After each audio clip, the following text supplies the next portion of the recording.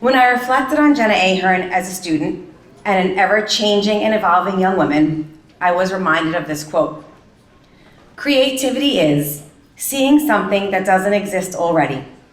You need to find how you can bring it into being, and that way be a playmate with God. Jenna's creativity, both inside the classroom and outside of the classroom, is part of what makes her uniquely Jenna and incredibly special. This creativity that lives inside of her is her biggest gift and greatest legacy. When Jenna is on stage during our theater productions, you see a part of Jenna that makes you literally laugh out loud. As an artist in the sequential art program, you see a part of Jenna that makes you truly think about life. When you see Jenna in the classroom, you are honestly challenged by her thought process and ability to create connections. In the hallways, on dress down days, you see Jenna as a throwback to the 90s. Thank you, Jenna. Over the years, Jenna used her inner creativity to create a place for herself here at St. Edmund Prep. A place where she showed us little bits and pieces of her soul. A place where she explored her creativity, intellect, and faith.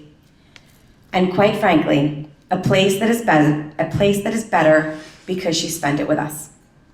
Jenna, it has been a true joy getting to teach you and getting to know you these past 4 years.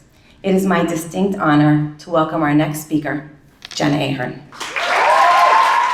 Hello. Okay, so hello, seniors, families, friends, and faculty. For those of you who do not know me, if you don't by now, I am a little bit offended, I will admit.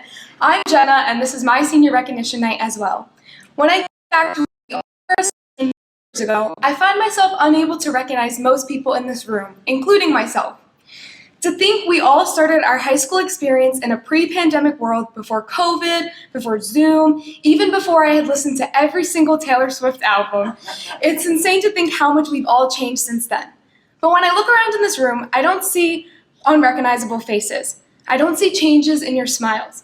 I do see a lot of needed haircuts and braceless teeth, however, because let's face it, after a year of being locked up, our style was bound to change. What I think I'm trying to say is that the changes in our faces, our attitudes, our heights, our communication, our confidence is all a part of life, and a really good part at that. Over these last 4 years, I think Edmund's allowed us the perfect opportunity and space to grow as individuals. I think of all the ways we have improved being students here, and how the experiences we gained prepared us for the real world. When reflecting on my time spent here, I see all the little gifts Edmund supplied me with that allowed me to become who I am right now. I think back to how I can write an essay in 30 minutes and all the extra time I had on the IB English test that I could have spent napping because we were really well prepared. I think about how my ability to listen improved and how sometimes I realized being a good friend is just about being there for others. I think of every dress down day, how I was literally determined to keep my average up in part because I really wanted to wear my new jeans to school. And I even think about how physically my stamina improved just a little bit when I was going up those stairs every day, but not close enough to ever joining a sports team. I know that when I'm eating cookies in an upstate dining hall, I'm gonna remember Deacon Andy's cookies that I ate, even though it was never my birthday during the school year, because I really hope that half birthdays counted for that one. When I'm freaking out over a course or a test, I'm gonna remember that nothing will ever beat Mr. M's IB bio tests, because let's face it, I made it through the worst of them.